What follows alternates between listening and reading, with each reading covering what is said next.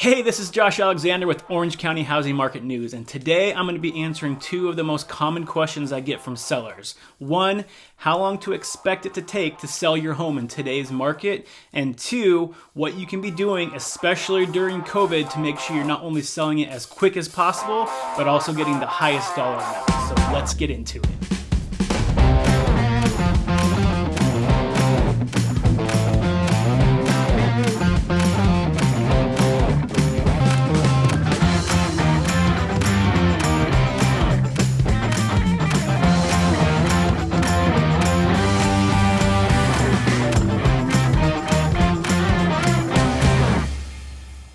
Okay, sellers, so you're probably sitting there trying to determine if now is still a good time to put your house on the market as we're getting closer and closer to the end of the year. So unless you've been hiding under a rock, you probably already know that it is a seller's market, but you might be trying to figure out exactly how hot of a seller's market it is. So as you probably know, if you've watched my episodes before, I love data. So let's look at a few data points just to kind of illustrate exactly how hot of a seller's market it is right now. So this year compared to last year, we actually have 60% less homes on the market in Orange County. So you're looking at an extremely low inventory, the lowest inventory we've had in Orange County to start off in October in over 15 years. So if you look on the other side, that's the demand side, we're actually at about 30% higher than we were this time last year. So that's over an 8-year high for the amount of demand that you have at the beginning of October. So if you take those two numbers together, you've got 60% lower inventory and 30% higher demand than last year. You can see that we're in an extremely hot seller's market right now. So what does this mean for you in terms of how long it's going to take to actually get your home sold if you place it on the market today? Well, let's take a look at some of the numbers. So if you look at this chart that I'm going to pull up right now, this year, the expected market time, which is the time you put a for sale sign in your house and put it on the MLS to when it goes into escrow, is right around 38 days. Now, if you take that and look back a year or two previous, last year, we're looking at 86 days was the expected market time. The year before that, in 2008, 105 days for the expected market time. You have to go all the way back to 2012 to get anywhere close to the current expected market time that we're seeing today. So you can see, again, we're at an 8-year high in terms of the seller's market and how hot it is. So this is just another indication showing you that if you place your home on the market today, you're going to have a lot of interest because there's just not enough inventory in the market for all these buyers trying to take advantage of these extremely low interest rates. Now let's break this down even further. So let's look at by price point because it's going to differ depending on the different price ranges you have your home in. So I'm going to pull up a second chart here for you to check out. So this shows any home in Orange County that's placed on the market that's under $750,000 right now is taking an average of 28 days to sell. That's extremely fast. Last year at this time, you were looking at 56 days for a home under $750,000.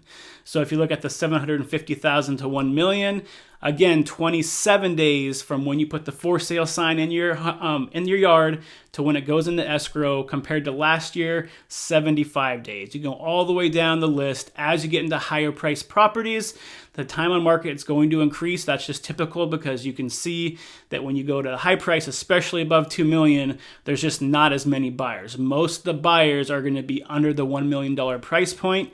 So those markets are going to go a little bit quicker than some of the higher price markets at the 1.5 and above. So as a seller, you probably have at least a general idea of how much your home is worth right now. Whether you've used things like the Zestimates or the Redfin estimates, you have at least a general idea of what your home is worth. So you can take that and look at this graph below, and that will give you a reasonable expectation on how long it's going to take to put your house into escrow once you get it on the market. If you're listening to this through podcast form, then I will provide a link in the show notes, so go ahead and check that out on your free time.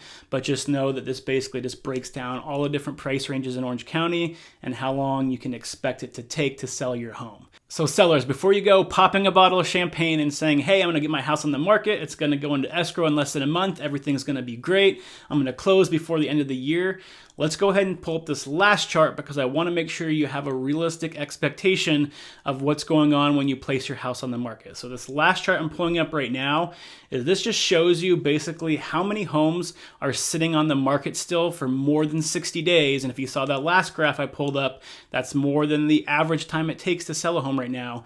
It basically shows you what percent of homes are still sitting on the market after 60 days. So let's look at them real quick. So the under $500,000 mark, you have about 30% of homes that have been sitting on the market for more than 30 days. Between the $500,000 and the $750,000 mark, you have about 16% of homes sitting on the thing. $750,000 to $1 million, you have about 23% of homes, and you can kind of see going down and down and down that it goes higher and higher as you get to those higher end properties that take longer to sell.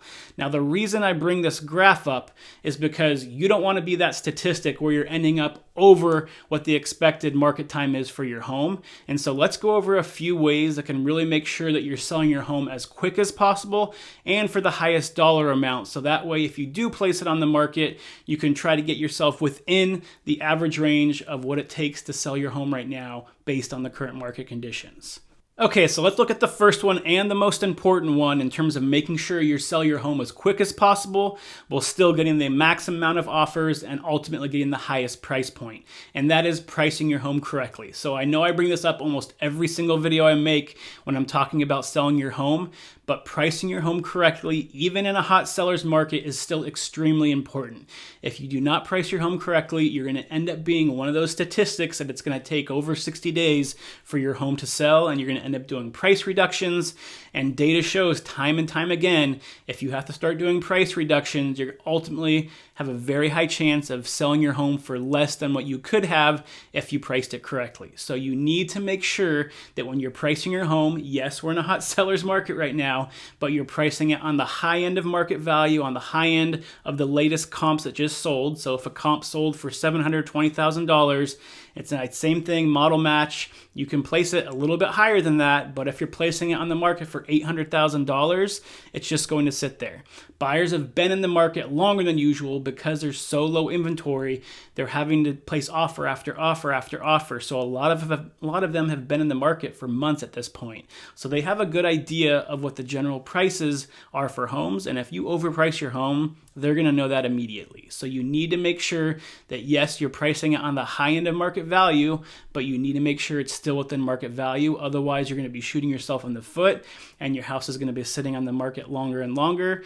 And especially right now, as we're going into the election, which I talked about during the last video on how that impacts the housing market, as well as the holidays, you really want to make sure that you're setting yourself up for success to get it in escrow as quick as possible so you don't have to deal with the lower demand that's going to be coming over the next few months. Now, it's still going to be a hot seller's market for the rest of the year, but it will start to slow down a little bit as we approach November and December. Okay, so the second thing you need to be doing to make sure you're selling your home as quick as possible, as well as for the highest price, is that you have to have professional photographers and videographers go in there to make sure your buyers are getting the most amount of information about your property as possible. Because right now, because of COVID, we're not allowed to do open houses still, and the majority of buyers are getting all of their information about your house from behind the computer screen. So if you're just doing the bare minimum and just taking 15, 20 pictures, even if they're high quality pictures, it doesn't really give the buyer a good idea of the general layout of your house as well as the overall condition. So what you need to also be doing at the same time is making sure that you're having those Matterport tours taken. So if you're not familiar with those, or maybe you've seen them before, it's basically where a person can go into a website, click a room, spin in 360-degree circles, see everything, and then continue clicking through the entire house. And that's going to give the buyer a much better understanding of the general layout of the house, the general condition of the house, so they know before they even go tour the property if that home is going to work for them or not. That's going to give you a much better success rate, and often will be able to get you to have buyers place offers on your home without even stepping foot in your property because they have a really good idea of the general layout and condition of the house. So if you're going to place your home on the market, make sure you're not only doing the photos, the high quality photos, but you're still also doing videos and those Matterport tours as well, so the buyer has as much information as possible to work with before making a decision on what homes they want to go check out. Okay, so the third thing you can do as a seller to make sure your home's selling as quick and for as much money as possible is to get a professional stager to go into your house and stage your property. So this is extremely important, again, because buyers a lot of times aren't able to to get into your house very easily, you want to make sure that those pictures online look like HGTV, because a lot of buyers right now are expecting when they buy a property that everything looks like an HGTV property. So if it doesn't, then again, the buyer might pass and go for something else that does. So staging your property can cost as little as a few $100s. So taking that money and using that investment to make sure your home looks as good as possible and as close to a model as possible is going to give you those buyers that may have passed on it if you didn't have everything put together or everything was coordinated and all made sense. It's a much easier way to sell your property and make sure your house looks as good as possible when you're trying to get it sold. And if your house is vacant, so if you already moved out of it, it's even more important. So those vacant properties right now, when you take pictures and videos of them, they can only do so much because a lot of buyers aren't able to picture the couch over there, the dining table, a TV over here, how everything looks put together. So those stagers really help create that scene where the buyer can imagine themselves in the property, sitting on the couch, sitting in the dining table, and it gives them a much better understanding, again, of the property itself, and it gives them that emotional attachment to it because they can picture themselves in it. So staging is extremely important in today's market, so you need to at least consult with the stager. Whether you use them or not, it's up to you, but at least have a stager come out, give you an idea of what they can do to make your property look better. They'll give you a price, and then you and your agent can kind of determine if it's going to be worth it to have your home staged or not. Okay, so item number 4, and you've probably heard it time and time again, but first impressions are everything when it comes to homes. So if you have a front yard in your house, you need to make sure it looks pristine. So if you have empty flower beds, you have bushes that are dying, you have brown spots on your grass, you really need to go through and make sure everything looks as good as possible, because especially right now during COVID, there's a lot of buyers out there because it's a little bit harder to get inside of houses to take that tour. As soon as it hits the market, they're driving by your neighborhood and they're looking at your house to see, hey, does this person have any kind of pride of ownership? Are they taking care of their house? And if you have problems with the front yard, a lot of times buyers are just going to drive right by and go on to the next property. So a few easy things you can do to really fix that, to make sure you're making that great first impression that really don't cost that much money. 1, rent a pressure washer from Home Depot or Lowe's, or buy one if you think you might use it over and over again, because it does come in handy for cleaning cars as well as cleaning your house. Take that, wash off, and do a general cleaning of the siding of your house, the pavement, and really just get everything looking as clean as possible. It's an easy way that you can really make your house look new again without having to go through and spend the money to repaint everything, as long as the paint is in decent condition to begin with.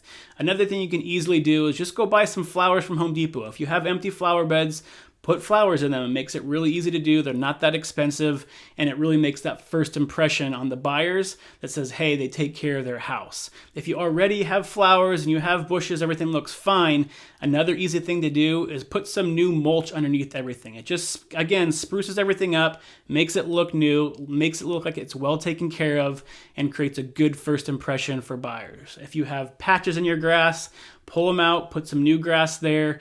It's not that expensive to either have it grow it yourself if you have some time before you're going to list it, or you can buy the patches that you can put in there, and it basically makes everything look like it's green again. Either way, all those recommendations aren't that expensive. It might cost you a few $100s total for all of that, but it's going to make a significant difference in that first impression for those buyers that are driving by.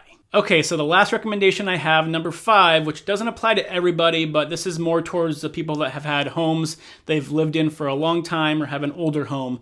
When you walk into your house, if you have a house that hasn't been painted inside the house for 10 plus years, it's probably a good idea to give it a fresh coat of paint. So if you have kids like myself that write on walls, dents, scratches, all that kind of stuff, it could leave a very negative first impression on those buyers that are looking for something, again, that is HTT ready. So if you go in and you have a nice fresh coat of paint, yes, it might cost a few $1,000s to do, but when buyers walk in, they smell the new paint, they see everything looks light and bright and clean, that paint job will usually pay for itself plus some and get you more offers and higher priced offers because everything looks new again. Okay, and the same goes for carpet. So if you have carpet that's over 5, 6, 7 years old and it's got stains on it, it has a lot of wear and tear, it's probably a good idea to get it replaced with something that's not maybe super expensive, but at least looks nice and new. So the only caution I have with the carpet replacement is that you will turn off some buyers that want all wood flooring or laminate vinyl flooring flooring. So that is something you have to talk to your agent about depending on the area and the price range you're in. It might be a better idea if you have carpet to replace it with something different, spend a little bit extra money up front. But usually you want to have flooring that looks good. So if your flooring has some wear and tear on it, it might not be a bad idea to spend, again, usually a few $1,000s. But if you do that, it leaves a great first impression. Buyers really like to have that new feeling on the floors. And again, it pays for itself and usually plus some when you're getting offers on the table. So obviously painting your whole house as well as replacing all your flooring is not going to be something that everybody is going to need to do. And really what it comes down to is your individual house. So the best thing to do is talk to your agent. They're going to be able to walk through your property with you and say, these are the projects you should be doing. They're going to cost you the least amount of money to give you the most return based on the area you live in, the price point your home's at. They're going to have a much better understanding of what you need to do based on your individual circumstances, as well as how much money you want to put aside. Because yes, maybe it will sell for more, but do you really want to spend another 3 or 4 weeks getting your home fixed up, ready to go, when you can put it on the market right now and maybe get a little bit less, but avoid the headache of all the construction and everything that needs to happen to make sure it looks like an HGTV house. So again, the best thing to do on this last one is make sure that you consult with your agent, and so they can give you a better understanding of the best way to move forward to maximize your profit and make sure that it's going to be within your timeline and within your budget. So with that, that's all I have for you today. So I'll be back again next week with some more information about the housing market. So stay tuned for that. Until then, stay happy, stay healthy, and I'll see you next time. Bye. If you found this information useful and you want to be updated on what's going on in the Orange County housing market, please hit the subscribe as well as the bell button below. And that way, every time I release a new episode, you'll be notified. Thanks. It means the world to me.